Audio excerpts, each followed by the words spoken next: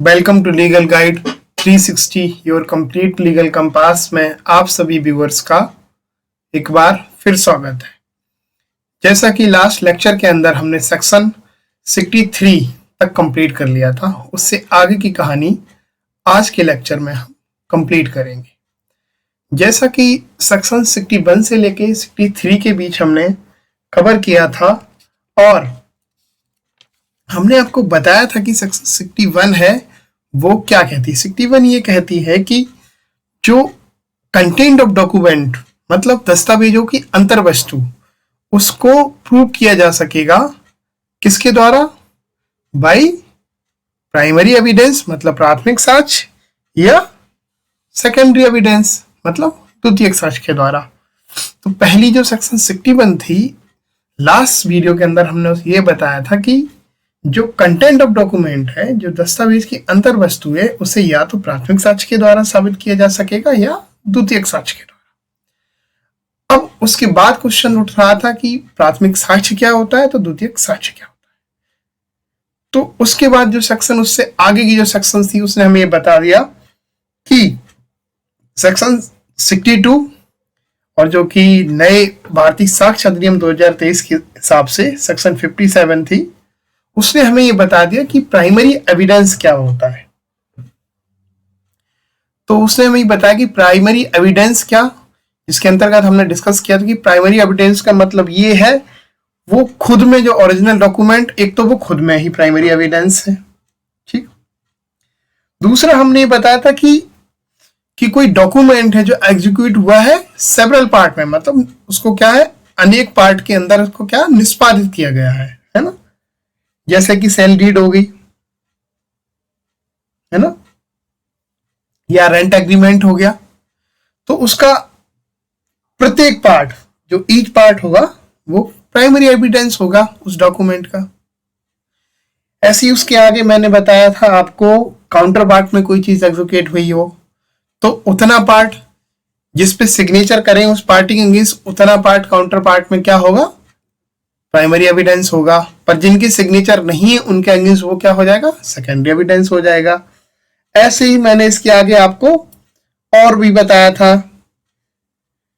कि number of document हो same, इसमें वन यूनिफॉर्म प्रोसेस में बने हो, एक रूपात्मक प्रक्रिया के जरिए बने हो। जैसे उसके लिए मैंने बहुत अच्छा एग्जांपल दिया था आपको, विजिटिंग कार्ड हो गया या मैरिज कार्ड हो गया। तो ये हमने आपको कुछ एग्जांपल दिए थे प्राइमरी एविडेंस के। 62 ने हमें ये बता दिया कि प्राइमरी एविडेंस क्या है, मतलब प्राथमिक साक्ष्य क्या है। ठीक है, समझ में आ गया। अब जो उसके आगे सेक्शन थी, सेक्शन 63, सेक्शन 63 और भारतीय साक्ष्य अधिनियम 2023 के हिसाब से सेक्शन 58।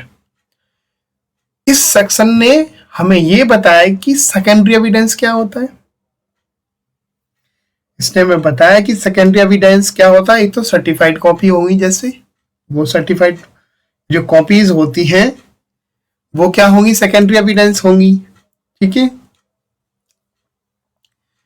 कोई कॉपी बनाई गई हो मैकेनिकल प्रोसेस से ओरिजिनल के जरिए, जैसे ओरिजिनल की आपने फोटो कॉपी करी तो फोटो कॉपी क्या हो गई, सेकेंडरी एविडेंस हो गई, है ना। तीसरी बात, कॉपी को ही कॉपी के साथ कंपेयर करके बनाया हो, वो भी सेकेंडरी एविडेंस होगा। चौथी बात, कि कॉपी को ओरिजिनल कॉपी से कंपेयर करके एक आपने कोई कॉपी बनाई है, वो सेकेंडरी एविडेंस होगी। या आपने क्या करा है, ओरिजिनल से कॉपी कर लिया है सीधा, तो वो सेकेंडरी एविडेंस होगा, है ना। ओरल अकाउंट्स, मौखिक गवाहियां, है ना, जो कि किसी व्यक्ति ने दी है कंटेंट ऑफ डॉक्यूमेंट के लिए, जिस व्यक्ति ने खुद देखा हो उस चीज को होते हुए, एग्जीक्यूट होते हुए, निष्पादित होते हुए, तो इसकी जो ओरल जो अकाउंट्स जो होते हैं, मौखिक वृतांत जो होते हैं, वो भी सेकेंडरी एविडेंस होते हैं। तो यहां तक की स्टोरी हमने जो लास्ट लेक्चर था, जो लास्ट वीडियो था हमारा, उसके अंदर समझ लिया था। अब उससे आगे की कहानी, ये तो हमें समझ में आया कि जो डॉक्यूमेंट का कंटेंट है, जो डॉक्यूमेंट का कंटेंट है, उसको हम प्राइमरी और सेकेंडरी एविडेंस दोनों के जरिए प्रूव कर सकते हैं। अब उसके बाद 62, 63, 57, 58 ने हमें क्या बता दिया कि प्राइमरी एविडेंस होता क्या है, डॉक्यूमेंट्री एविडेंस होता क्या है, हमें ये समझ में आ गया। नाउ अब ये क्वेश्चन ये उठता कि ये तो हमें अब समझ में आ गया कि प्राइमरी एविडेंस क्या होता है, डॉक्यूमेंट्री एविडेंस क्या होता है, और प्राइमरी डॉक्यूमेंट्री एविडेंस से हम क्या कर सकते हैं, डॉक्यूमेंट के अंदर जो कंटेंट है, डॉक्यूमेंट के अंदर जो चीज लिखी हुई है, जो उसका कंटेंट है, जो किसी दस्तावेज की अंतर वस्तु है, उसको हम साबित कर सकते हैं। अब हमने ये भी समझ लिया कि प्राइमरी प्राथमिक एविडेंस क्या होता है और सेकेंडरी एविडेंस क्या होता है। अब क्वेश्चन ये उठता कि कोर्ट के अंदर कब आप प्राइमरी एविडेंस दे पाओगे, कब सेकेंडरी एविडेंस दे पाओगे, क्या कभी भी आप प्राइमरी एविडेंस दे सकते हो, क्या ओरिजिनल के होते हुए क्या सेकेंडरी एविडेंस एडमिसेबल है,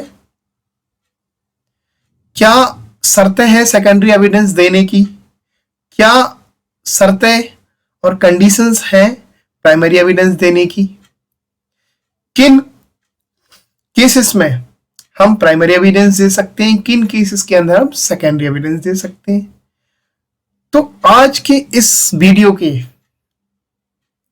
अंतर्गत मैं आपको इन्हीं सभी सवालों के जवाब देने वाला हूं कि कब आप एक कोर्ट के अंदर प्राइमरी एविडेंस देने के लिए एलिजिबल हैं, कब आप सेकेंडरी एविडेंस देने के लिए एलिजिबल हैं, कब कोर्ट आपको मना कर सकता है प्राइमरी एविडेंस लेने से या सेकेंडरी एविडेंस लेने से, वो कौन सी ऐसी अवस्थाएं होंगी, परिस्थितियां होंगी जब आप सेकेंडरी एविडेंस कोर्ट के अंदर दोगे। इन सभी सवालों का जवाब मैं देने वाला हूं आज इस वीडियो के अंतर्गत। तो बहुत ही ध्यान से आपको सुनना है और इस वीडियो को देखना है। अच्छा, एक बात और, लास्ट जो हमारे वीडियोस हैं उनके अंतर्गत एक कमेंट्स आई थी कुछ स्टूडेंट्स की। वो ये कह रहे थे कि सर मुझे डॉक्यूमेंट की नए लॉ के हिसाब से डेफिनेशन समझनी है, और एक डेफिनेशन और उन्होंने पूछी थी एविडेंस की। ये दोनों डेफिनेशंस मैं ऑलरेडी पहले वीडियो में करा चुका हूं, पर चूंकि आज ये डॉक्यूमेंट और एविडेंस दोनों चीजें हमारे इस लेक्चर में भी काम आने वाली हैं, इसलिए भी मैं इनको रिपीट कर दे रहा हूं और आपको बहुत इजी वे में इस चीज को मैं समझाऊंगा आपको। तो 64 और 65 सेक्शन जो आज के हम लेक्चर में कंप्लीट करने वाले हैं, उन पे जाने से पहले मैं आपको डॉक्यूमेंट की डेफिनेशन पहले समझा देता हूं। तो सबसे पहले हम समझते हैं डॉक्यूमेंट। तो डॉक्यूमेंट हमारा इंडियन एविडेंस एक्ट 1872 के अकॉर्डिंग कहां डिफाइन था, सेक्शन 3 के अंतर्गत। और वहीं अगर भारतीय साक्ष्य अधिनियम 2023 की बात करें तो ये 2 सबसेक्शन 1 का सब क्लॉज डी के अंदर डिफाइन है। तो आने वाले समय में ये आपके लिए प्री का क्वेश्चन है।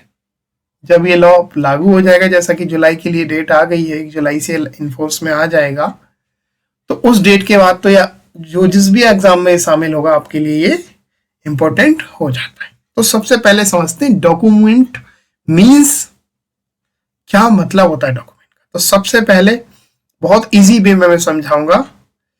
सबसे पहले हम एक कोई डॉक्यूमेंट बनाते हैं। ये डॉक्यूमेंट है, ये मैंने बना लिया कोई डॉक्यूमेंट, ठीक। जनरली आप जो समझते हैं डॉक्यूमेंट का मतलब वही मैंने बनाया, पर एक्चुअल में लॉ के अंदर डॉक्यूमेंट का मतलब बहुत ब्रॉड है और आप अभी समझोगे। Document means any matter. अब एनी मैटर क्या हो सकता है, किसी को आपने कोई संदेश लिखा हो, कोई आपने आंसर लिखा हो किसी क्वेश्चन का, या कोई कंडीशंस लिखी हो, वॉट एवर जो आप लिख सकते हो, किसी का नाम लिखा हो। मैटर क्या हुआ, ये चीज हुई। एक्सप्रेस और क्या वर्ड यूज हुआ, एक्सप्रेस और डिस्क्राइब। या तो वो क्या करा गया हो, एक्सप्रेस करा गया हो, या क्या किया गया हो, डिस्क्राइब किया गया हो, और अदरवाइज रिकॉर्डेड, अन्यथा क्या करा गया होगा, उसको रिकॉर्ड किया गया हो, है ना। Upon any substance. अब ये जो ये वर्ड यूज हुआ है ना, अपॉन एनी सब्सटेंस, ये आपके लिए इंपॉर्टेंट है। बाकी जैसा कि मैं बता चुका हूं, जो ग्रीन ग्रीन इसमें मैंने किया हुआ है हाईलाइट, ये वर्ड ऐड किए गए हैं नए लॉ के अंतर्गत, भारतीय साक्ष्य अधिनियम 2023 के। तो पहले डेफिनेशन जो थी वो थी, document means any matter express और describe upon any substance by means of letter, figures और मार्क्स, और by more than one of those means intended to be used और which may be used for the purpose of recording that matter. पहले का मतलब था वो ये, पर आज के परिप्रेक्ष्य में जो है हम उसको पढ़ेंगे कंपेयर करके, ठीक। तो पहले बताइए कि डॉक्यूमेंट का मतलब क्या है, एनी मैटर, कोई मैटर होगा उसे क्या करा गया होगा, एक्सप्रेस किया गया होगा, मतलब अभिव्यक्त किया गया होगा। एक्सप्रेस मतलब अभिव्यक्त, मतलब लिखा गया होगा। जैसे इसके अंदर मैं लिखता हूं जैसे A B C D, ये क्या करा मैंने, एक्सप्रेस करा। डिस्क्राइब किया गया मतलब वर्णित किया गया हो किसी चीज का, ठीक है। और अदरवाइज रिकॉर्डेड किया गया हो, इस चीज को रिकॉर्ड किया गया हो। अपॉन एनी सब्सटेंस, अब एनी सब्सटेंस में क्या हो, एनी सब्सटेंस का मतलब जो है ये इंपॉर्टेंट पार्ट है आपके लिए। एनी सब्सटेंस, जैसे मैंने अभी ये की डॉक्यूमेंट लिया, ये क्या है, सब्सटेंस है। ऐसे आप मान के चलो कोई पत्थर हो गया, ये सब्सटेंस है। या किसी लैपटॉप के अंदर आप वर्ड फाइल पे लिख रहे हैं, वो सब्सटेंस हो गया उस टाइम आपका। मेल पे लिख रहे हैं, वो सब्सटेंस हो गया आपका। किसी फोटो पे आप चित्रकारी हैं, चित्रकारी कर रहे हैं, वो सब्सटेंस हो गया आपका। तो ये कह रहे हैं कि एनी मैटर, कोई भी मैटर, मैटर क्या हो सकता है वो मैंने आपको बता दिया, एक्सप्रेस किया जा रहा हो और डिस्क्राइब किया जा रहा हो, अन्यथा रिकॉर्ड किया जा रहा हो अपॉन एनी सब्सटेंस। अब वो सब्सटेंस क्या हो सकता है, कुछ भी। तो मैंने सब्सटेंस क्या लिया हुआ है यहाँ पे, ये ले लिया है, ठीक है। सब्सटेंस मतलब पदार्थ, ठीक। अब मैंने पदार्थ के तौर पे क्या लिया, ये डॉक्यूमेंट ले लिया, एक कॉपी ले लिया। उसके अंदर जो प्लेन पेज है उसके अंदर हमने लिखा by means of letter, figures और मार्क, ठीक। ये तो हो गया लेटर हमारा। अब फिगर्स क्या हुए, जैसे 1 2 3 4, ये फिगर्स हो गई, ऐसे रोमन गिनती हो गई। ऐसे लेटर के अंदर जो भी इंक्लूड है वो सारे लेटर्स, फिगर्स के अंदर जो जो आता है वो सारे फिगर्स, चाहे वो रोमन गिनती हो या 1 2 3 हो या हिंदी का 1 2 3 हो। मार्क्स मतलब कोई चिन्ह, जैसे स्टॉप का मार्क्स होता है, जैसे ये हो गया रोड पार करने का मार्क हो गया, ऐसे स्टॉप का होता है, ऐसे एरो दिख रहा है, ऐसे लाइन बनी हुई है पट्टी जाने की, रोड पे ऐसे मार्क्स तो देखने को मिलते हैं आपको। ऐसे जैसे स्वास्तिक हो गया, है ना, स्वास्तिक हो गया, ऐसी चीजें। और एनी अदर मीन्स, इसके अलावा भी कुछ हो, उससे क्या करा गया हो, एक्सप्रेस करा गया हो और डिस्क्राइब करा गया हो, किसके ऊपर, किसी सब्सटेंस के ऊपर। सब्सटेंस क्या है ये, तो अब इसके ऊपर चाहे तो लेटर से लिखा गया हो, चाहे फिगर से लिखा गया हो, चाहे मार्क्स से। अब लेटर, फिगर, मार्क्स मैंने बता दिया आपको। और एनी अदर मीन्स, इसके अलावा भी कोई और मीन्स हो, उनके जरिए लिखा गया हो। इनके अलावा भी बहुत सारी चीज हो सकती है जिनसे हम करते हैं, चीजें इंडिकेट करते हैं, है ना। By more than one of those,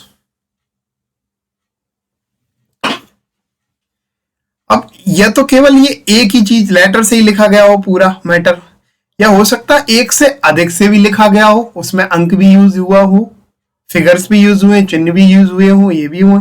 या तो सिंगल मान के चलो केवल फिगर्स यूज हुआ है, या मान के चलो सिंगल केवल लेटर्स यूज हुए हैं, मान के चलो सिंगल केवल मार्क्स बने हुए हैं इसमें। या फिर हो सकता है तीनों चीजें लिखी हुई, हो सकता है दो में से एक चीज लिखी हो। तो ये जो वर्ड यूज है मोर than one of those means, इसका मतलब ये है इंटेंट टू बी यूज, आशय मतलब उसका आशय होना चाहिए, क्या पर्पज होना चाहिए उसका, यूज करने का।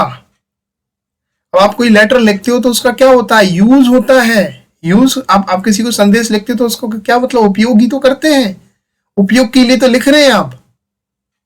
तो उसका मतलब ये होना चाहिए, ये कंडीशन है इसकी। और which may be used recording that matter, और उसका जो एक तो पहली बात है कि उसका मतलब आशय जो होना चाहिए वो क्या होना चाहिए, यूज करने का होना। और क्या हो सकता है, वो उसे को यूज किया जाएगा किस पर्पज के लिए, रिकॉर्डिंग दैट मैटर। जो आप ये लिख रहे हो उसका पर्पज ये हो कि वो उसका आपके पास रिकॉर्ड बन जाए। अब आप जैसे व्हाट्सएप पे कोई चीज लिखते हो उसका रिकॉर्ड ही तो तैयार होता है, डाटा स्टोर होता है आपका। आप जैसे किसी कॉपी के अंदर अपने नोट्स लिखते हो तो वो क्या करते हो, आप याद रखने के लिए उसको रिकॉर्ड बनाते हो कि मेरे नोट्स हैं। And include electronics and digital record, और इस डॉक्यूमेंट के अंदर इलेक्ट्रॉनिक और डिजिटल रिकॉर्ड जो है ना वो भी शामिल है। तो मैंने आपको एग्जाम्पल के साथ इसको बहुत अच्छे से डॉक्यूमेंट बनाकर भी आपको समझा दिया। सिंपल लाइन में बताऊं तो डॉक्यूमेंट का मतलब वो होता है कि कोई मैटर, चाहे उसे लेटर के जरिए, चाहे फिगर के जरिए, चाहे मार्क्स के जरिए और एनी अदर मीन्स किसी और तरीके, किसी और चिन्हों या उनके जरिए, आकृतियों के जरिए किसी सब्सटेंस के ऊपर क्या किया जाता है, उसको लिखा जाता है या एक्सप्रेस किया जाता है या डिस्क्राइब किया जाता है इस आशय के साथ कि उसका उपयोग किया जाएगा या उसका जो पर्पज है यूज करने का वो उसका पर्पज रिकॉर्डिंग है, और इसके अंतर्गत इलेक्ट्रॉनिक और डिजिटल रिकॉर्ड भी शामिल है। तो ये तो थी डॉक्यूमेंट की डेफिनेशन, एग्जाम्पल मैंने आपको समझाई दिए। अब आपको एक दो वर्ड यूज जो दिख रहे हैं आपको, electronic and digital record, include electronic and digital. आपको लग रहा होगा ये दोनों सेम है। अगर सेम है तो जो हमारे कानून बनाने वाले हैं वो लोग क्यों एंड करके लिख रहे हैं, कहीं कहीं जगह पे लिखा हुआ है इलेक्ट्रॉनिक और डिजिटल रिकॉर्ड लिखा हुआ कहीं पे, इसका मतलब दोनों में अंतर है। तो जब हम आईटी एक्ट पढ़ेंगे उसके अंतर्गत इसको और अच्छे से डिफाइन करेंगे। आप यहां अभी इतना समझ लीजिए कि इलेक्ट्रॉनिक रिकॉर्ड का मतलब होता है ऐसा रिकॉर्ड जो कोई सॉफ्टवेयर जनरेट करता है, जो सिस्टम खुद जनरेट करता है। एग्जाम्पल के तौर पे अगर मैं आपको समझाऊं, जैसे कि आप मेल यूज करते हो तो जब मेल भेज रहे हो किसी को, आपने लिखा जो मेल पे वो डिजिटल रिकॉर्ड है।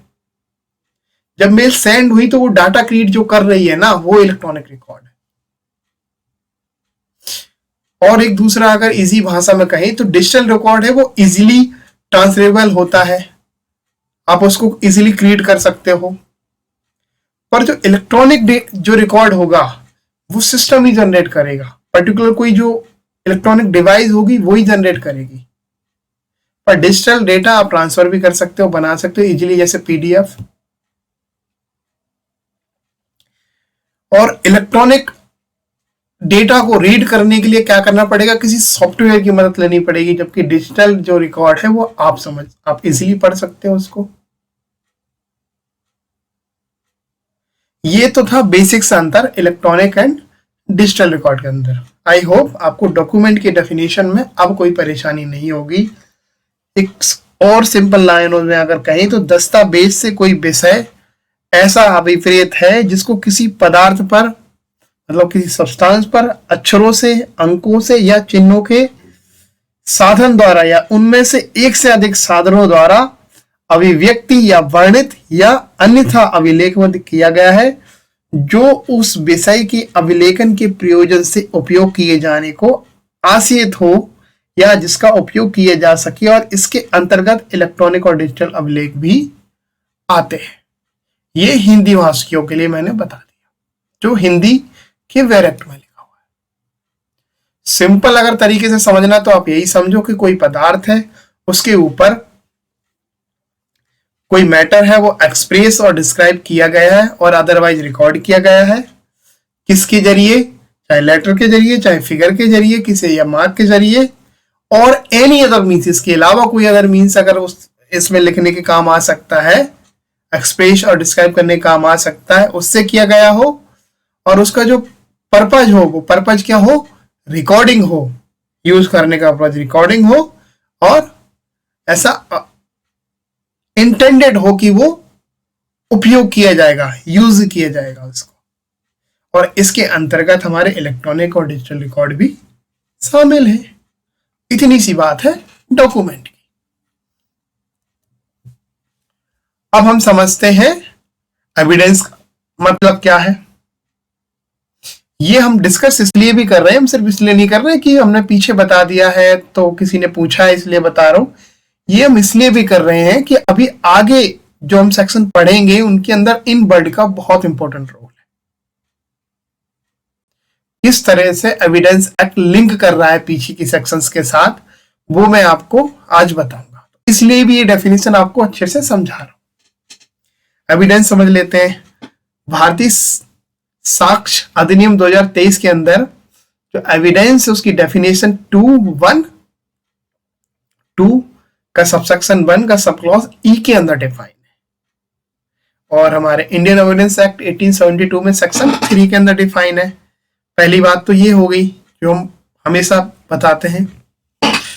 Evidence means and includes, evidence का मतलब क्या है और इसके अंतर्गत क्या इंक्लूड है, क्या शामिल है, समझ लेते हैं। तो एविडेंस दो तरह के होते हैं, एक ओरल एविडेंस और एक डॉक्यूमेंट्री एविडेंस। तो दोनों एविडेंस की जो डेफिनेशन है वो section 3 of Indian Evidence act 1872 के अंतर्गत दी गई है। नए लॉ के अंतर्गत अगर बात करें तो 2 सबसेक्शन 1 का सब क्लॉज ई के अंतर्गत दी गई है। इसको भी समझते हैं। ऑल स्टेटमेंट, सारी स्टेटमेंट, जितनी भी स्टेटमेंट दी जा सकती है किसी चीज के लिए, इंक्लूडिंग स्टेटमेंट गिवन इलेक्ट्रॉनिकली। ठीक है, नए लॉ के हिसाब से मैंने आपको बताया ग्रीन मतलब न्यू लॉ में ये चीज ऐड करी गई है। भारतीय साक्ष्य अधिनियम 2023 के अंतर्गत ये चीजें ऐड हुई हैं। और जो रेड, जो ग्रीन नहीं है, ब्लैक से लिखा हुआ है, वो पहले का जो भारतीय इंडियन एविडेंस एक्ट 1872 उसके अंदर ये चीज थी। ये मतलब मैं बार बार रिपीट इस चीज को नहीं करूंगा। तो एविडेंस का मतलब क्या है और वो क्या शामिल करता है? तो ऑल स्टेटमेंट, अब ए की स्टेटमेंट हो गई, बी की, सी की, डी की, ई की, व्हाटएवर जो भी है, ऑल स्टेटमेंट इंक्लूडिंग इलेक्ट्रॉनिक और इंक्लूडिंग स्टेटमेंट गिवन इलेक्ट्रॉनिक, उसमें शामिल है स्टेटमेंट, ऐसी स्टेटमेंट कथन जो दी गई हो इलेक्ट्रॉनिकली रूप से। अब कैसे? जैसे आजकल बीसी के जरिए बात होती है, तो कोर्ट में आप गवाही दे रहे हो बीसी के जरिए, तो ऐसी statement which the court permit और require,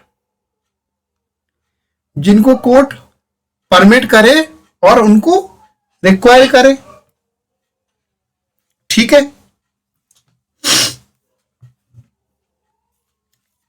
to be made before it by witness,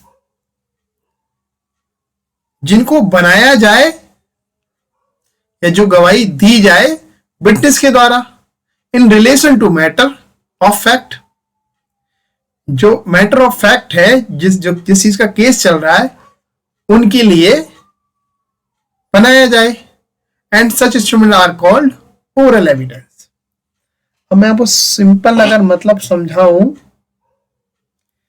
सभी कथन, ऑल स्टेटमेंट जिनके अंतर्गत इलेक्ट्रॉनिक रूप से दिए गए कथन भी सम्मिलित हैं, जिसे न्यायालय जांचाधीन तथ्य के विषयों के संबंध में अपने समक्ष, मतलब अपने सामने साक्षियों द्वारा किए जाने की अनुज्ञा देता है, मतलब परमिट करता है, या अपेक्षा करता है मतलब उनसे रिक्वायर करता है।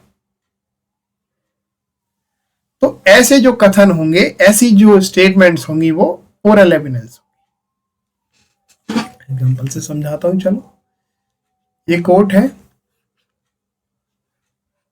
ये कोर्ट है, चलो ये जज साहब बैठे हुए हैं, एक ये वकील साहब है, ये प्रोसीडिंग चल रही है, ठीक। अब इसके अंदर कोई स्टेटमेंट दी जाती है, वो किसके द्वारा दी जाएगी? विटनेस के द्वारा। और वो स्टेटमेंट कैसे हो जाएगी? एक तो कोर्ट में जाके बंदा दे दे खुद, या इलेक्ट्रॉनिकली का मतलब है कि फोन के जरिए या किसी सिस्टम के जरिए वो वीडियो कॉल पे दे दे, ऑडियो के जरिए दे दे। इसमें दोनों शामिल है। अब जिसको कोर्ट परमिट करे और रिक्वायर करे, मतलब जिसकी कोर्ट को आवश्यकता हो, जिसको परमिट करे, किस लिए? मैटर ऑफ फैक्ट के लिए, अंडर इंक्वायरी, जांच के अंतर्गत। ये कोर्ट में एक विटनेस गवाही देता है अपनी ओरल मुंह से, और अब कोर्ट इसको परमिट करेगा तब उसकी मानी जाएगी कि उसने ओरल दिया है, या कोर्ट उसको रिक्वायर करे कि ऐसी चीज की आवश्यकता है इस मैटर के लिए कि इसकी गवाही जरूरी है, तो उसको ओरल एविडेंस कहेंगे। दूसरी बात, ये तो हो गई ओरल एविडेंस की बात। अब समझते हैं सेकंड बात, all document including all documents, सभी दस्तावेज इंक्लूडिंग इलेक्ट्रॉनिक और digital record produce for the inspection of the court. सभी दस्तावेज मतलब सभी तरह के दस्तावेज, कोई भी दस्तावेज हो, सभी तरह के दस्तावेज, कैसा भी दस्तावेज। और उन्होंने इसके अंदर बता दिया कि वो इसके अंतर्गत क्या शामिल है, जो इंक्लूड करता है दस्तावेज के अंतर्गत इलेक्ट्रॉनिक और डिजिटल रिकॉर्ड के भी दस्तावेज है, उनको भी शामिल करता है। कोर्ट के सामने प्रोड्यूस किए जाते हैं, किस लिए? Inspection of the court, court उनके ऊपर इंस्पेक्शन कर सके। तो ऐसे सभी दस्तावेज जो हैं वो कहलाएंगे डॉक्यूमेंट्री एविडेंस। इसी तरीके से समझाता हूं, जैसे एक ये डॉक्यूमेंट है, एक ये डॉक्यूमेंट है, एक ये डॉक्यूमेंट है, एक ये डॉक्यूमेंट है, ऐसे एक ये है। अब ये A document, B document, C, D, E, ये सभी डॉक्यूमेंट कोर्ट के अंदर दिए जाते हैं, किस लिए? कोर्ट के अंदर प्रोड्यूस किए जाते हैं, किस लिए? इंस्पेक्शन ऑफ द कोर्ट, कि कोर्ट इसके ऊपर क्या कर सके? इंस्पेक्शन कर सके। तो ऐसे सभी दस्तावेजों को हम क्या कहेंगे? Documentary evidence. और इसके अंतर्गत इलेक्ट्रॉनिक और डिजिटल रिकॉर्ड भी शामिल है। तो एविडेंस का मतलब क्या है? ओरल एविडेंस और डॉक्यूमेंट्री एविडेंस। ओरल एविडेंस क्या है?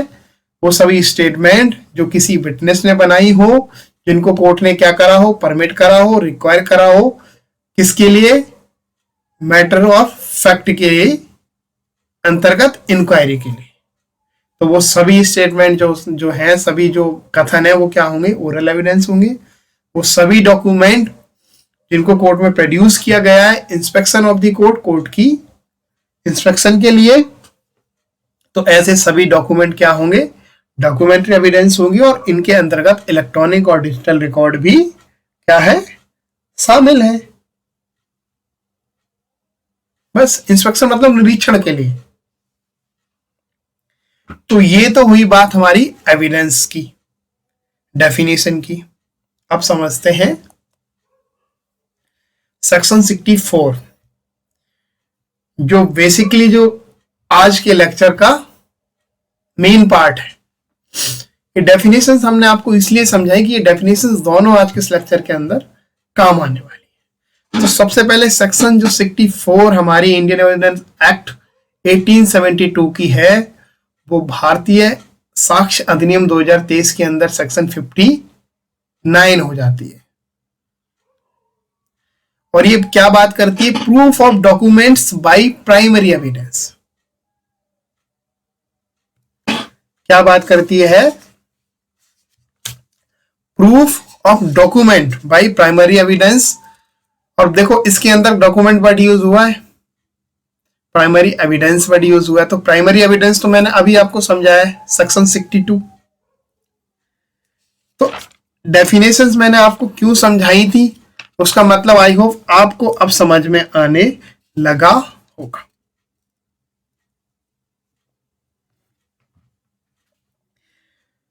दस्तावेजों का प्राथमिक साक्ष्य द्वारा साबित किया जाना।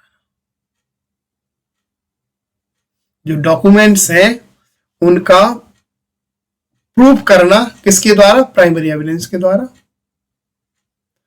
दस्तावेजों का प्राथमिक साक्ष्य द्वारा साबित किया जाना। क्या कहती है ये समझते हैं। तो इंडियन एविडेंस एक्ट 1872 के अंतर्गत वर्ड मस्ट भी यूज हुआ था, अब उसकी जगह इन्होंने सेल भी यूज करा, जबकि मतलब यही है कि बाध्यता है यहां पे। सिंपल सा समझो, सेल वर्ड यूज है, सेल भी मतलब करना ही पड़ेगा, मस्ट भी मतलब करना ही चाहिए था, करना ही पड़ेगा। डॉक्यूमेंट्स मतलब दस्तावेज, must be, shall be proved by primary evidence. तो जो डॉक्यूमेंट्स है, अब ये वही वाली बात आई, प्रूव किया जाएगा किसके जरिए? प्राइमरी एविडेंस के जरिए।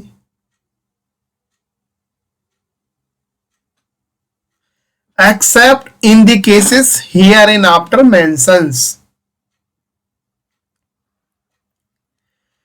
तो इस सेक्शन में हमें ये बात बताई कि कोई कोर्ट के अंदर कोई जैसे मैटर चल रहा है, उसके अंतर्गत अगर कोई फैक्ट इश्यू से रिलेटेड कोई चीज प्रूव करनी है, तो वो सामान्यतः अगर बात कहें हम,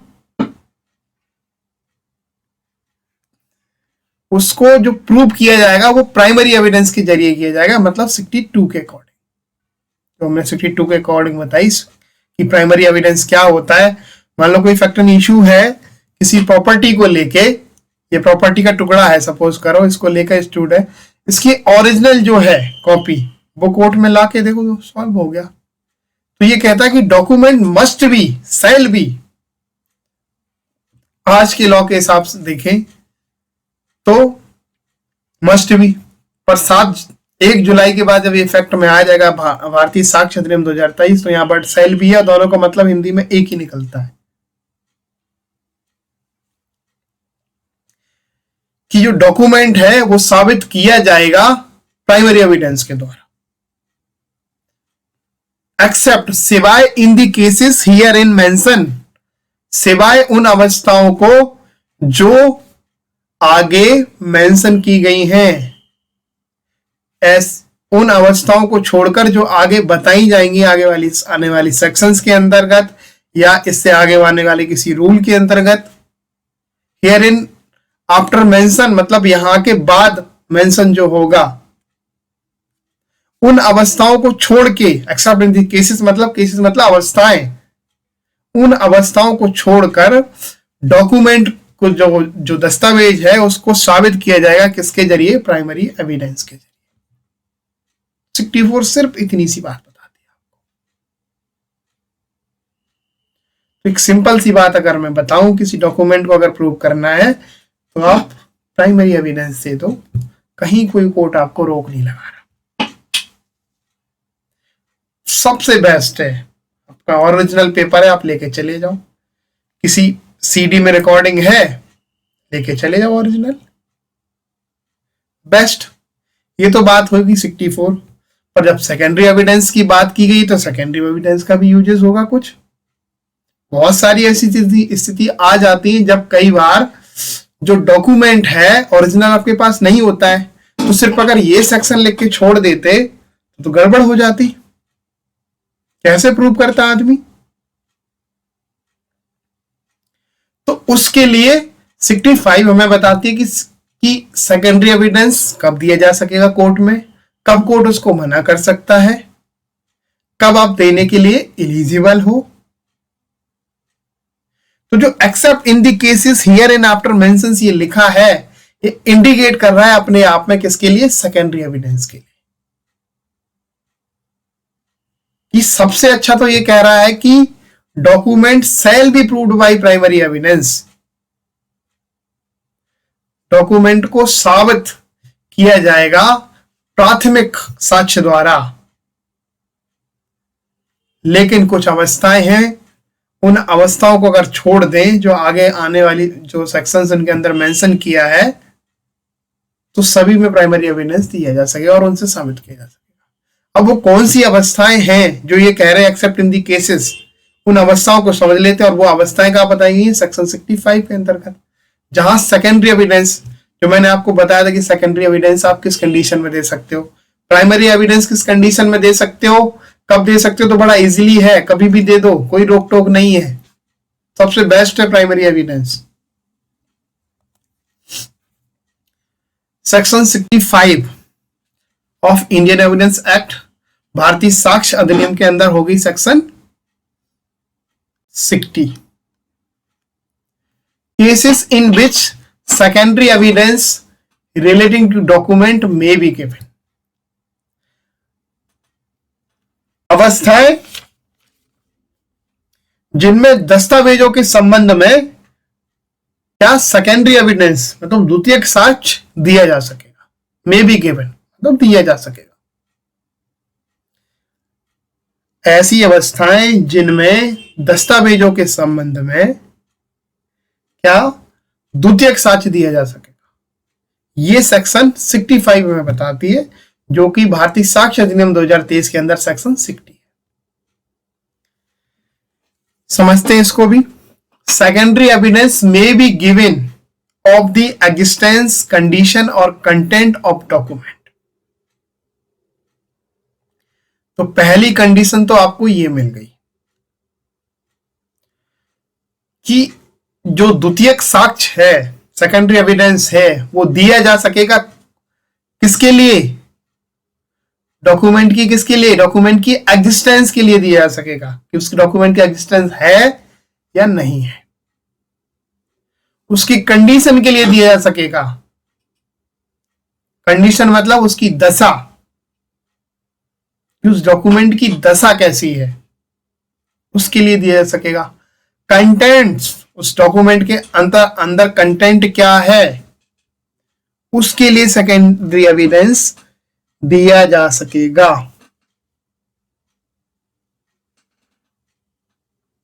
तीन स्थिति, एग्जिस्टेंस मतलब उसके अस्तित्व को, उसका अस्तित्व डॉक्यूमेंट का है, उसके लिए सेकेंडरी एविडेंस दिया जा सकेगा, या नहीं है उसके लिए दिया जा सकता है, कंडीशंस के लिए दिया जा सकता है।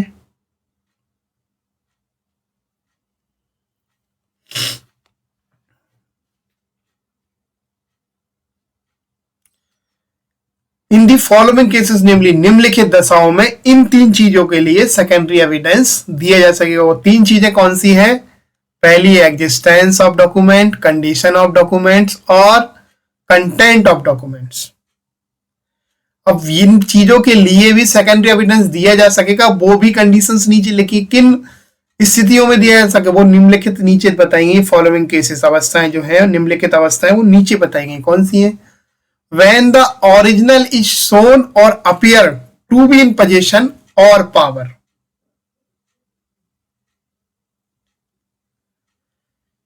इसका मतलब क्या है,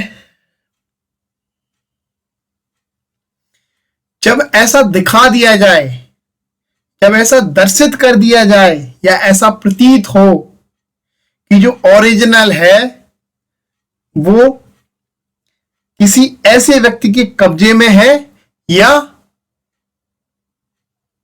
पावर में है, किसी की शक्ति में है।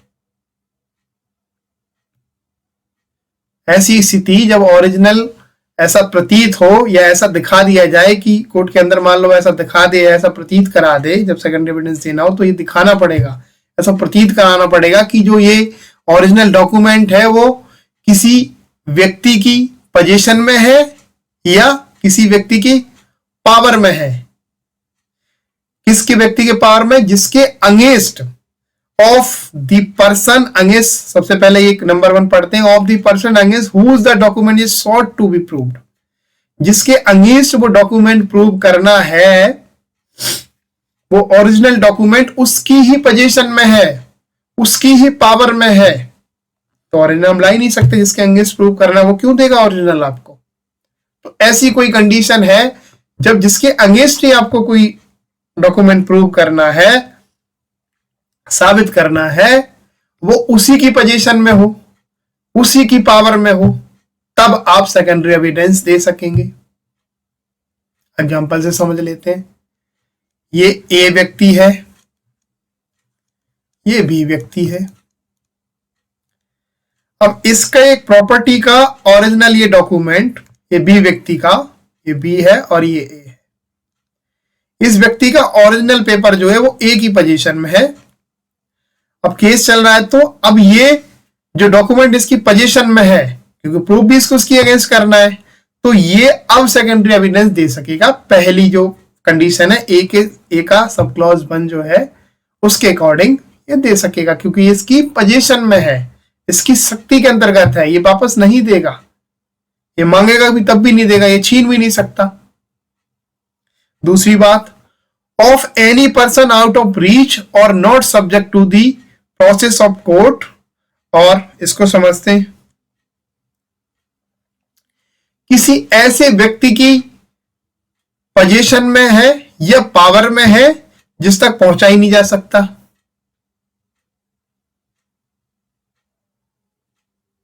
आउट ऑफ रीच हो, भाई हो सकता है डॉक्यूमेंट ऐसे व्यक्ति को ओरिजिनल दे रखा हो रखने के लिए, और अब वो व्यक्ति मर गया है तो उस तक कैसे पहुंचा जाएगा, तो वो डॉक्यूमेंट मिल ही नहीं सकता। तो आउट ऑफ रीच हो गया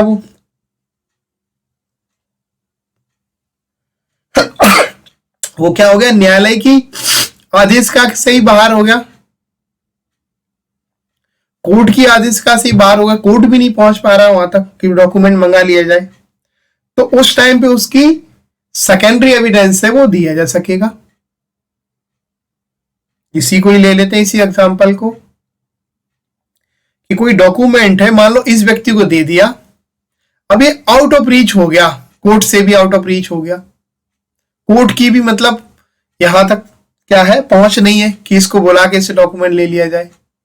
तो ऐसी स्थिति में कोर्ट अलाउ कर देगा आपको सेकेंडरी एविडेंस देने के लिए। तीसरी बात समझ लेते हैं, of any person legally bound to produce it and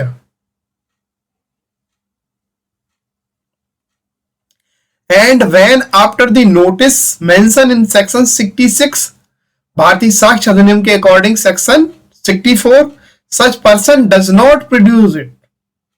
तीसरी कंडीशन ये है कि किसी ऐसे व्यक्ति की पोजीशन में है या पावर में है कि जिसको नोटिस कर दिया गया है सेक्शन 66 के अकॉर्डिंग। आगे सेक्शन 66 आएगी तब मैं आपको पढ़ाऊंगा। एक अगर जनरल अगर चीज समझनी है आपको तो वो मैं समझा देता हूं कि 66 क्या कहती है।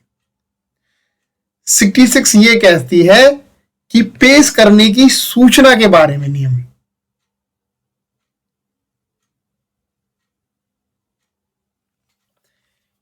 इस सेक्शन के अंदर 66 के अंदर यह बताया गया कि जिस पक्षकार की पोजीशन में डॉक्यूमेंट है, जिसके पास वो डॉक्यूमेंट है, उसको आपने नोटिस जब तक नहीं भेज दिया है ना, तब तक उसके लिए सेकेंडरी एविडेंस नहीं दिया जा सकेगा। ये 66 बता दिया। तो ये कह रहे हैं कि जिसके लिए लीगली बाउंड हो प्रोड्यूस करने के लिए और उसको नोटिस भी भेज दिया चुका है सेक्शन के अकॉर्डिंग, तब भी वो नहीं दे रहा है, तो आप सेकेंडरी एविडेंस दे सकोगे।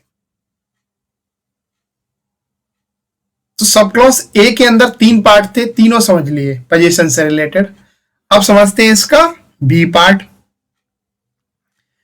व्हेन द एग्जिस्टेंस मतलब अस्तित्व, कंडीशन मतलब दशा, और कंटेंट मतलब अंतर्वस्तु of the original have been proved.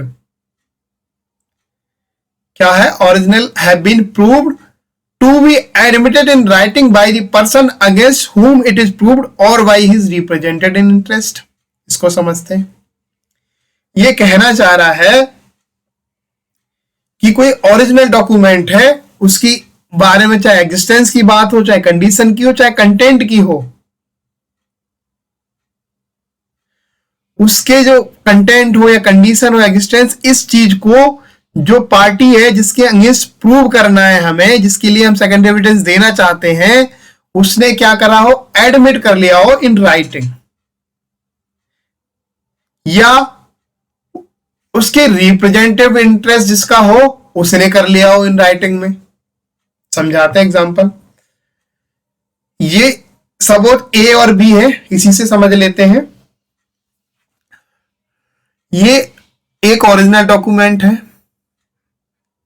अब इसकी कोई चीज, जो ये बी व्यक्ति है, इसकी कोई चीज एडमिट कर लेता है। अब या इसके रिप्रेजेंटेटिव है, इसके बी के कोई रिप्रेजेंटेटिव या बी खुद इस डॉक्यूमेंट जो ओरिजिनल है इसकी कोई चीज है उसको एडमिट कर लेते हैं राइटिंग के अंतर्गत, किसी कंडीशन को जो एग्जिस्टेंस के रिलेटेड हो या कंडीशन से रिलेटेड हो या कंटेंट से रिलेटेड हो डॉक्यूमेंट के। तो अब जो ए व्यक्ति है जो बी के अगेंस्ट प्रूव करना चाह रहा था इसके कंटेंट, तो ये अब क्या करेगा, प्राइमरी के होते हुए भी सेकेंडरी एविडेंस दे सकेगा, क्योंकि इस व्यक्ति ने एडमिट कर लिया है इस चीज को, बी व्यक्ति ने। तो सिंपल सा समझो, जिस व्यक्ति ने एविडेंस देना है उस व्यक्ति ने ओरिजिनल में, जो सामने वाली पार्टी है, अगर सामने वाली पार्टी है उसकी कोई रिप्रेजेंटेड, उन्होंने राइटिंग में और उसके कंटेंट, एग्जिस्टेंस और कंडीशंस में से कुछ भी एडमिट कर लिया है इन राइटिंग, तो उसके लिए सेकेंडरी एविडेंस दिया जा सकेगा। ये सब क्लॉज बी के अकॉर्डिंग। आप सब क्लॉज सी समझते हैं। When the original has been destroyed, lost, or when the party offering evidence of its content cannot for any other reason not arising from his own default or neglect produce it in reasonable time। इस चीज को समझते हैं। ये कह रहे हैं कि सेकेंडरी एविडेंस तब भी दिया जा सकेगा, कब, जब ओरिजिनल क्या हो गई हो, नष्ट हो गई हो, डिस्ट्रॉय हो गई हो। मान के चलो कि ओरिजिनल जहां रखी थी वहां आग लग गई हो, जल गई हो, तो नष्ट हो गई वो, तो उस कंडीशन में सेकेंडरी एविडेंस दिया जा सकेगा। लॉस्ट हो गई हो, खो गई हो, पर्स से गिर गई हो, ले जाते वक्त कहीं रख के भूल गए हो, मिल ही नहीं रही है, तो ऐसी कंडीशन में भी सेकेंडरी एविडेंस दिया जा सकेगा। पर ये कंडीशन जो है ना कि वो लॉस्ट हो गई, तो लॉस्ट आपको कोर्ट के अंदर प्रूव करनी पड़ेगी। डिस्ट्रॉय हो गई है तो ये चीज पहले आपको प्रूव करनी पड़ेगी कि हाँ वो जल चुकी है, वो खो गई है। तीसरा ऑप्शन ये है जो इसके अंतर्गत जो तीसरी बात कही है, reason not arising from his own default और नेग्लेक्ट, उसकी खुद की डिफॉल्ट नहीं होनी चाहिए, उसकी खुद की नेग्लिजेंसी नहीं होनी चाहिए। ये कहना चाह रहा है कि स्वयं के से वो गलती ना हो, उसकी खुद की नेग्लिजेंसी ना हो कि वो प्रोड्यूस नहीं कर पा रहा है कोर्ट के अंतर्गत। तब ऐसी कंडीशन में भी, जब उसकी खुद की गलती ना हो, तब ऐसी कंडीशन में भी सेकेंडरी एविडेंस दिया जा सकेगा। हिंदी भाषियों के लिए अगर मैं बताऊं तो जबकि मूल नष्ट हो गई हो या खो गई हो, या जबकि उसकी अंतर वस्तु मतलब क्या हो गया, कंटेंट का साक्ष्य देने की प्रस्तावना करने वाला पक्षकार अपने स्वयं के व्यतिक्रम या उपेक्षा से अनूतभूत अन्य किसी कारण से उसे युक्त समय में पेश नहीं कर सकता। मतलब स्थिति ऐसी है कि जो जिस टाइम पे उसको पेश करना है तो उसे उस टाइम वो पेश नहीं कर सकता, और इसमें उसकी कोई गलती नहीं, उसकी कोई नेग्लिजेंसी नहीं है, वो किसी और कारण की वजह से बिल्कुल सही समय पे उसे पेश नहीं किया जा सकता। अगर ऐसी स्थिति है तब भी सेकेंडरी एविडेंस दिया जा सकेगा। इसका बेस्ट एग्जांपल अगर मैं आपको बताऊं तो आप मान के चलो कहीं से सर्टिफाइड कॉपी ले रहे हो, सर्टिफाइड कॉपी आपको मिल ही नहीं रही है, या आपने ओरिजिनल कहीं अप्लाई करा हुआ है। सर्टिफाइड तो खुद ही सेकेंडरी एविडेंस है, माफी चाहता हूं। इसका कोई और एग्जांपल देखता हूं।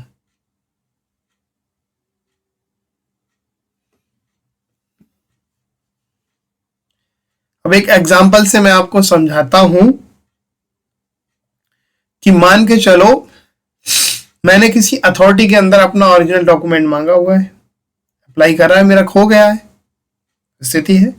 अब वो ओरिजिनल डॉक्यूमेंट आने में इतना समय लग रहा है और वो समय लगा रही है अथॉरिटी, वो पर्टिकुलर जिस अथॉरिटी से हमने लेना है वो ओरिजिनल डॉक्यूमेंट। तो अब उस कंडीशन में हम ओरिजिनल कहां से देंगे? तो हम उस टाइम पे क्या कर सकते हैं, उसकी कॉपी दे सकते हैं, सेकेंडरी एविडेंस दे सकते हैं।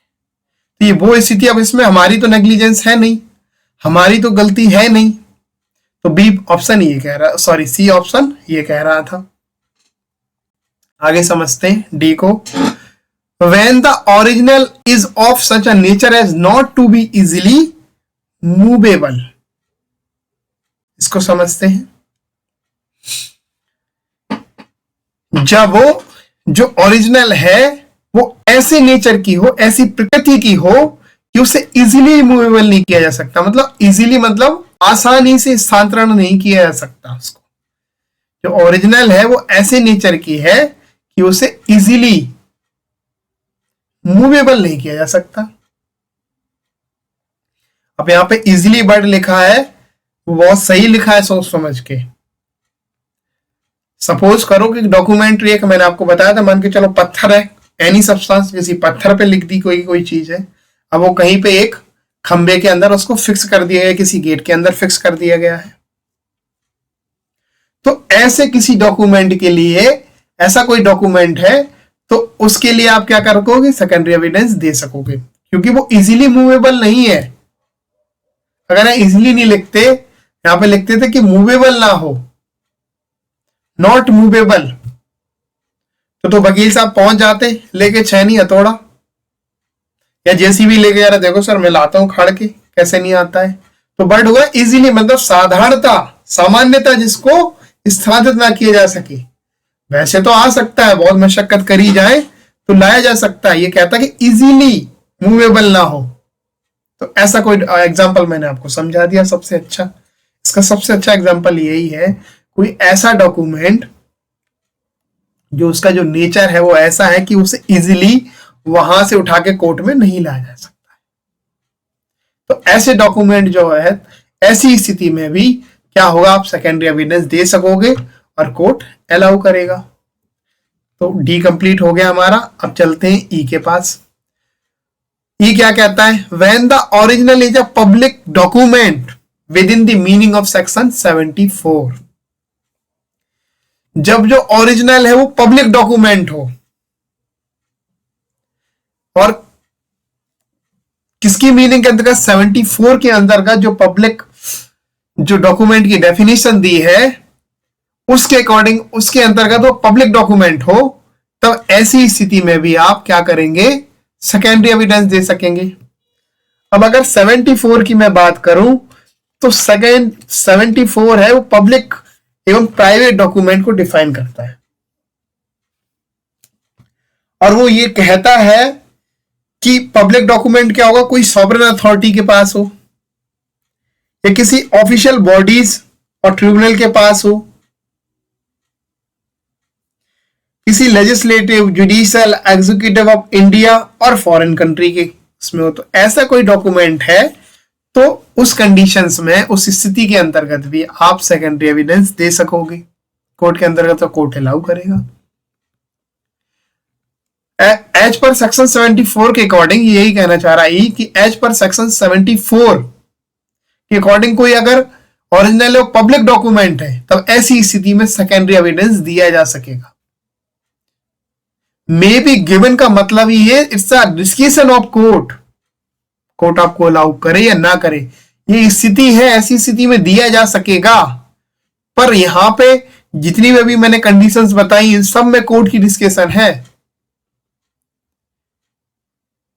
ये समझ लीजिए आप।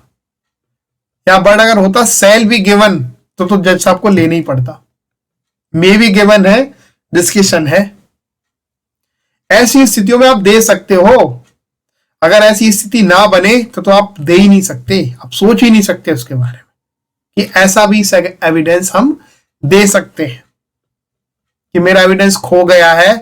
अगर यहां पे ये लिखा होता कि दे ही नहीं सकते तो आप खो गया मतलब खो गया, आप तो दे ही नहीं सकते। आप उसकी फोटोकॉपी बेशक हो आपके पास, बेशक आपने फोन से फोटो खींच रखी हो उसको, बेशक आपने फोटोकॉपी करा के रखी हो, तब भी आप उसकी copy as a secondary evidence नहीं दे पाते अगर यहाँ पे may be given word use ना होता। एटलीस्ट डिस्कशन तो कोर्ट की है, जज साहब को हम समझा तो सकते हैं।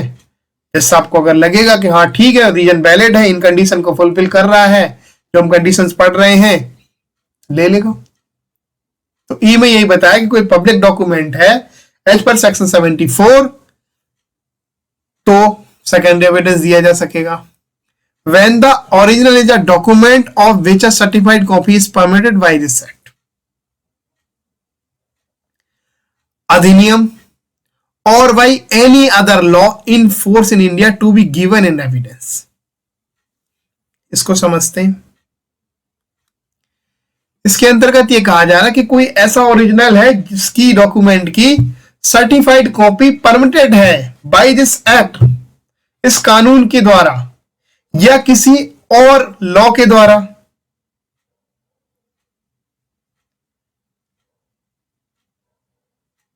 या किसी और लॉ के द्वारा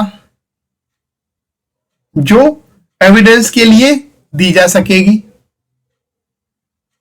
सिंपल सा समझो, जहां पे जो अथॉरिटी सर्टिफाइड कॉपी अलाउ करती हो एज पर लॉ, किसी भी लॉ के अकॉर्डिंग, वहां पे सेकेंडरी एविडेंस दिया जा सकेगा। तो अब कर लिया, अब समझते हैं जी। जी समझते हैं, जी बहुत इंपॉर्टेंट है और इजिली मूवेबल वाला जो है हमने डी पढ़ाया था उससे मिलता जुलता है, पर ये अलग है उससे। When the original consists of numerous account or other documents which cannot be conveniently be examined in court and the fact to be proved is the general result of the whole collection. ये समझो important है बहुत। जबकि जो original है वो अनेक लेखाओं से या अन्य दस्तावेजों से, अनेक लेखाओं, कंसिस्ट ऑफ नंबरस अकाउंट, अनेक लेखाओं से या अन्यथा डॉक्यूमेंट्स, अन्यथा दस्तावेजों से क्या हो, गठित हो, जिनकी न्यायालय में सुविधापूर्वक परीक्षा नहीं की जा सकती, जिनकी कोर्ट में कन्वेंटली भी examine in the court, can not conveniently भी एग्जामिन इन दी कोर्ट, मतलब सुविधापूर्वक उनको क्या किया जा सकता है, कोर्ट के अंदर परीक्षा नहीं की जा सकती उनकी। तो वह तथ्य जिसे साबित किया जाना है, संपूर्ण संग्रह का संपूर्ण जो तथ्य जिसको साबित किया जाना है, and fact to be proved is the general result of the whole collection, जिस फैक्ट को प्रूव करना है वो इस जो रिजल्ट है इस होल कलेक्शन का रिजल्ट है, सिंपल परिणाम है। इस एक सिंपल भाषा में अगर मैं समझाऊं, कोई ऐसा है जिसके अंदर बहुत सिंपल सा समझो, इसको थोड़ा सा मैं इलेबोरेट करता हूं। मान के चलो एक ही सिस्टम है, कोई डेटाबेस है, इसके अंदर बहुत सारा डेटा इकट्ठा हो रहा है, बहुत सारी एंट्रीज हो रही हैं, बहुत सारी चीजें इसके अंतर्गत हो रही हैं। अब इसके अंदर हमारा फैक्ट जो हमारा जो फैक्ट है जिसको प्रूव करना, वो एक छोटा सा पार्ट और यहाँ कहीं पे है। तो अब इस पूरे डॉक्यूमेंट को लाने के लिए कोर्ट के अंदर का इतना तो टाइम नहीं होता कि इसको एग्जामिन कर जा सके सावधानी पूर्वक, है ना। और क्या होगा, बहुत सारी इसके अंदर एंट्रीज हैं, अब उसमें से एक एंट्रीज की हमें जरूरत है। तो ऐसी कंडीशन हो तो इस पूरे कंप्यूटर को लाने की क्या जरूरत है, इस पूरे डेटा को लाने की क्या जरूरत है। इसका सिंपल सा है, वो आप कॉपी करके ले आओ दूसरी जगह डाल के, और सेकंड एविडेंस होगा वो, तो वो दिया जा सकेगा ओरिजिनल का। ये कहना चाहता है कि जब ऐसी स्थिति आ जाए कि बहुत सारे लेखा है उसमें लिखे हुए हैं, बहुत सारे जो कंटेंट्स है उसके अंदर वो लिखे हुए हैं, और जो फैक्ट है तो जनरली उस फैक्ट को कोर्ट के अंतर्गत उस अगर चीज को पूरे को उठा के ले आए तो एग्जामिन नहीं किया जा सकेगा। ये है इस जी सब क्लॉज है, इसका मतलब ये है, सिंपल सा मतलब यही, जब ओरिजिनल जो है ना वो क्या हो, अनेक लेखाओं या अनेक दस्तावेजों से के साथ मिलकर बना हो, और जिनकी कोर्ट के अंतर्गत क्या करा जाएगा कि सावधानी पूर्वक एग्जामिन नहीं किया जा, मतलब उनका परीक्षण नहीं किया जा सकता है। और जो तथ्य है जिसको साबित करना है वो ये जो संपूर्ण ये पूरा जो मैंने बताया आपको, इसका साधारण तथ्य है, एक साधारण सा परिणाम है, साधारण सा रिजल्ट है बस, तो सेकेंडरी एविडेंस दिया जा सकेगा। आई होप आपको यहां तक समझ आ गया होगा इस सेकेंडरी एविडेंस कब दिया जा सकेगा। अब इसके explanations for the purpose of वो समझ लेते हैं। Clause A, C and D. Clause A के पार्ट ये 3 थे, 1 2 3 इस कंडीशन में, कंडीशन मैंने बताई है। क्लॉज बी एंड सी, तो इसने बताया क्लॉज बी को छोड़ दिया, clause A C and D, मतलब 3 कंडीशंस के अंतर्गत secondary evidence of content of document is admissible. तो इन कंडीशंस के अंतर्गत इसने एक्सप्लेनेशन दे दिया कि ए सी और डी जब सब क्लॉज की बात होगी तो सेकेंडरी एविडेंस जो दिया जा सकेगा वो किसके लिए दिया जा सकेगा, कंटेंट ऑफ डॉक्यूमेंट की लिए दिया, और ऐसा क्या होगा, एडमिसिबल होगा। ए सी और डी के प्रयोजनों के लिए दस्तावेजों की अंतर्वस्तु का कोई भी द्वितीयक साक्ष्य एडमिसिबल होगा। सेकंड समझते हैं क्लॉज बी। क्लॉज बी क्या है समझा देता हूं मैं आपको। क्लॉज बी है when the existence condition or content of original have been proved, okay, ये है पार्टी के अगेंस्ट प्रूव कर दिया गया हो, पार्टी ने एडमिट कर लिया हो राइटिंग में, तो उसके लिए रिटन एडमिशन इज एडमिसिबल, मतलब ओरल नहीं होगा, ऊपर वाले में ओरल भी हो जाएगा, यहाँ क्या रिटन एडमिशन इसके लिए क्या होगा, एडमिसिबल होगा। ये समझ आ गया होगा आपको। Clause E F, a certified of the document but no other kind of secondary evidence is admissible। E और F जो हमारा बात कर रहा था किसकी, पब्लिक डॉक्यूमेंट की और सर्टिफाइड कॉपी की, तो ये कह रहा इन दो के लिए ही सेकेंडरी एविडेंस दिया जा सकेगा, और उसी के लिए क्या होगा, एडमिसिबल होगा, किसी और प्रकार वगैरह के लिए ये एडमिसिबल नहीं होगा, किसी और प्रकार का द्वितीयक साक्ष्य नहीं दिया जा सकेगा। अब clause G, evidence may be given as to the general result of the document by any person who has examined them and who is skilled in the examination of such document. अब option जो G है वो ये कह रहे हैं कि दस्तावेजों के साधारण परिणाम का साक्ष्य, दस्तावेजों का साधारण परिणाम है उसका साथ ऐसे किसी व्यक्ति द्वारा दिया जा सकेगा जिसने उसकी परीक्षा की है, मतलब जिसने उसको एग्जामिन किया है, और जो ऐसे दस्तावेजों की को एग्जामिन करने में एक्सपर्ट है। स्किल्ड मतलब कुशल है, एक्सपर्ट अगर हम भाई कहें तो एक्सपर्ट मतलब हो गया कुशल, तो स्किल्ड है, आप स्किल्ड इन एग्जामिनेशन, ऐसे डॉक्यूमेंट के परिणाम जो डॉक्यूमेंट्स हैं उनको कि परिणामों को करने के लिए वो क्या है, कुशल व्यक्ति है। ये हो गया कंप्लीट। अब आपको समझ आ गया होगा सेकेंडरी एविडेंस किन कंडीशंस में दे सकते हैं, आपको सारे जवाब मिल चुके हैं, एक्सप्लेनेशन भी बता दिया मैंने आपको।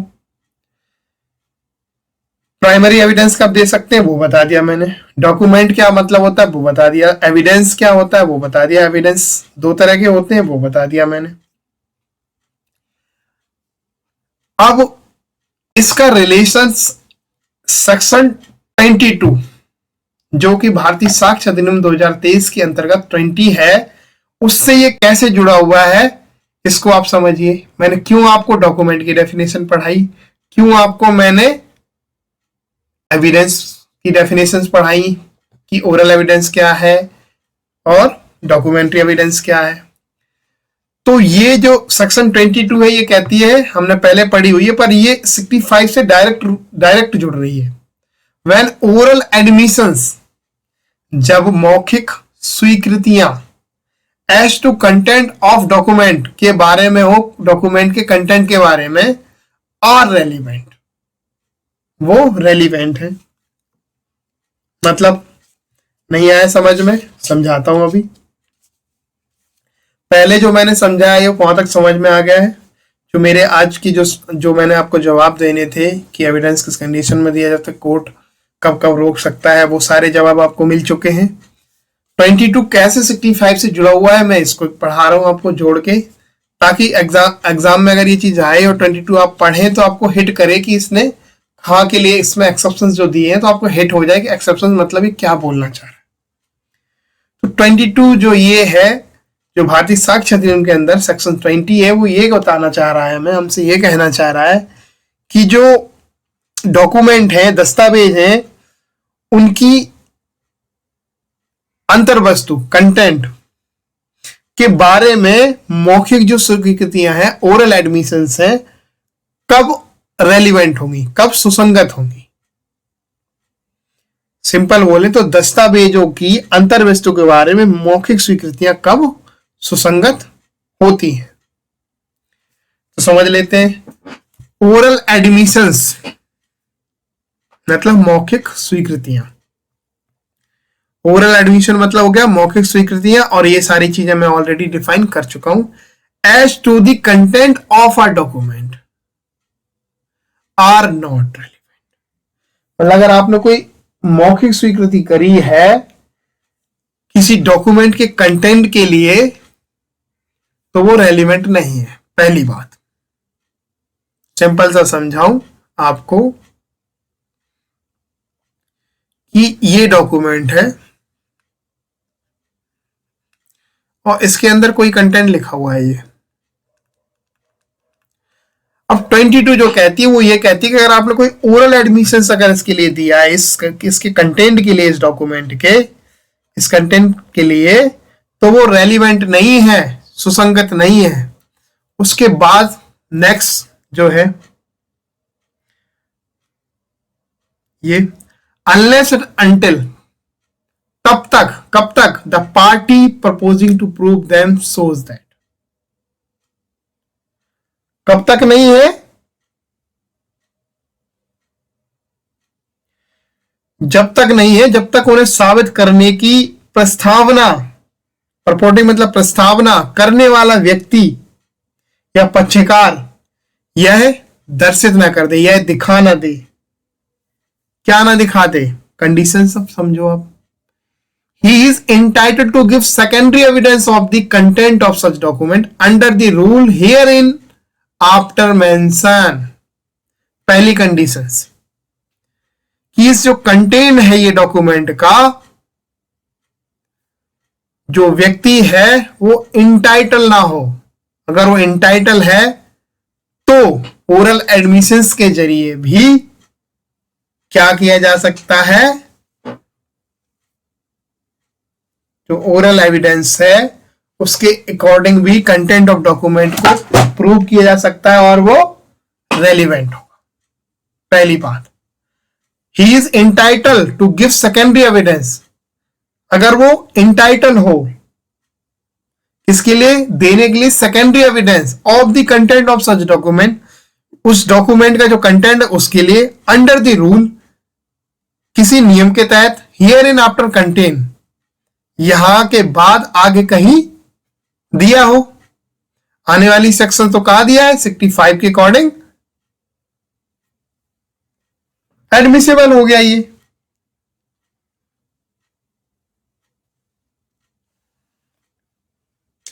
दूसरी कंडीशन जो है वो समझते हैं। जनरली कंटेंट ऑफ डॉक्यूमेंट के लिए ऑल एडमिशन एडमिसेबल नहीं है, लेकिन अगर वो इंटाइटल है सेकेंडरी एविडेंस देने के लिए कंटेंट ऑफ डॉक्यूमेंट, तो एडमिसिबल है। और unless the genuineness of a document produce is in questions, दूसरी कंडीशंस, जबकि ऐसा हो कि जो पेश की गई दस्तावेज है जो दस्तावेज प्रोड्यूस करा गया है कोर्ट के अंतर्गत वो खुद ही क्वेश्चन में हो, उसका खुद ही ये क्वेश्चन हो कि वो असली है, प्रश्नगत हो कि वो असली है, उसका खुद पे ही क्वेश्चन हो कि वो ओरिजिनल है, उसकी जेन्युइननेस पे ही क्वेश्चन हो। तो दो कंडीशन। जनरली 22 ये कहती है कि ओरल एडमिशन जो है, मौखिक स्वीकृतियां हैं, वो किसी कंटेंट ऑफ डॉक्यूमेंट के लिए रेलिवेंट नहीं होंगी। पर तब तक रेलिवेंट नहीं होंगी, कब तक? जब तक सामने वाली पार्टी ये दिखा दे या ऐसा प्रूव कर दे, प्रस्तावित कर दे, ऐसा दर्शित करा दे कोर्ट के अंदर कि वो एंटाइटल है इस दस्तावेज के कंटेंट के लिए सेकेंडरी एविडेंस देने के लिए, तो ओरल एडमिशंस रेलिवेंट हो जाएंगी। या दूसरी चीज वो प्रूव कर दे या दर्शित करा दे, दिखा दे कि जो डॉक्यूमेंट है, इसकी जो कंटेंट वाला जो डॉक्यूमेंट है, इसकी जेन्युइननेस पे ही क्वेश्चन है। तो इन दोनों कंडीशंस के अंतर्गत जो ओरल एडमिशंस है वो एडमिसिबल्स हो जाएंगे। अभी सेकेंडरी एविडेंस जो बात की, सेकेंडरी एविडेंस एंटाइटल देने के लिए कहां पे हो जाएगा? सेक्शन 65 के अकॉर्डिंग। और 65 के अकॉर्डिंग अगर उन सिचुएशन में कहीं भी अगर ये सेकेंडरी एविडेंस देने के लिए एंटाइटल है ऑफ सच डॉक्यूमेंट्स, तो ओरल एडमिशंस रेलिवेंट हो जाएंगी एज पर सेक्शन 22। तो 22 सेक्शन 65 के साथ कैसे जुड़ा हुआ है ये मैंने आपको समझाया। अब इसके अंदर डॉक्यूमेंट, सेकेंडरी एविडेंस, एविडेंस बताया, ओरल एडमिशंस बताई, कंटेंट ऑफ डॉक्यूमेंट बताई। तो इस वजह से मैंने आपको डॉक्यूमेंट और एविडेंस की डेफिनेशन पढ़ाई कि ओरल एविडेंस क्या होता है, डॉक्यूमेंट एविडेंस क्या होता है। तो इस तरह से आपको जोड़ के पढ़ना है। आई होप 61 से जो हमारी स्टोरी शुरू हुई थी, 65, 61 ने ये बताया कि कोई भी जो डॉक्यूमेंट का कंटेंट है वो प्राथमिक और द्वितीयक साक्ष्य के द्वारा प्रूव किया जा सकेगा। 62 ने यह बता दिया कि प्राथमिक साक्ष्य क्या होता है।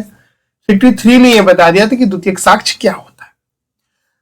इसके बाद 64 और 65 ने हमें यह बताया कि प्राथमिक साक्ष्य कब दिया जा सकेगा, और 65 ने यह बताया कि प्राथमिक द्वितीयक साक्ष्य, सेकेंडरी एविडेंस कब दिया जा सकेगा। इसके बाद हमने 65 को 22 के साथ कोरिलेट करके पढ़ लिया। साथ ही हमने जो भारतीय साक्ष्य अधिनियम 2023 के अंतर्गत क्या ऐड किया गया है, इलेक्ट्रॉनिक और डिजिटल, उसको भी समझ लिया कि डॉक्यूमेंट के अंदर इलेक्ट्रॉनिकली अगर वर्ड यूज था उसका मतलब क्या है, इलेक्ट्रॉनिक रिकॉर्ड का मतलब क्या है और डिजिटल रिकॉर्ड का मतलब क्या है। तो जो आपके क्वेश्चंस थे उन सभी के जवाब अभी आपको मिल गए हैं। तो आज की स्टोरी 65 तक कंप्लीट हो गई। हमने ये समझ लिया कि एविडेंस, प्राइमरी एविडेंस क्या होता है, सेकेंडरी एविडेंस क्या होता है। इसके बाद प्राइमरी एविडेंस कब दिया जा सकेगा, सेकेंडरी एविडेंस कब कोर्ट में दिया जा सकेगा, क्या ऑब्जेक्शंस आ सकते हैं, वो सारी चीजें हमने आज के इस लेक्चर के अंतर्गत कवर कर ली हैं। इससे आगे का लेक्चर नेक्स्ट क्लास के अंदर हम डिस्कस कर लेंगे। तब तक join our Telegram channel to get free study material. अगर आपको मेरे चैनल का इसका अगर स्टडी मटेरियल चाहिए तो आप टेलीग्राम पर जाकर लीगल गाइड 360 टाइप कीजिए, इस QR कोड को स्कैन कीजिए और वहां जाके इसको ज्वाइन कर लीजिए। ये जो PDF है आपको फ्री ऑफ कॉस्ट वहां पे मिल जाएगी। Thank you for watching and subscribe for more video. And thank you उन सभी को जो रेगुलर कमेंट कर रहे हैं कि सर और इस पे सीरीज बताइए, प्लीज कंटिन्यू दिस सीरीज। तो समय की व्यस्तता होने के कारण मैं रेगुलर वीडियो नहीं बना पा रहा हूं, पर मुझे जैसे ही टाइम मिल रहा है मैं वीडियो आपके लिए बना रहा हूं। आप देखते रहिए, मैं इसी तरह से वीडियो आपके लिए लाता रहूंगा और ये सीरीज कंटिन्यू रहेगी और हमेशा ये फ्री ऑफ कॉस्ट रहेगी। Thank you so much. मिलेंगे कल फिर इससे आगे की सेक्शन लेके। तब तक के लिए धन्यवाद।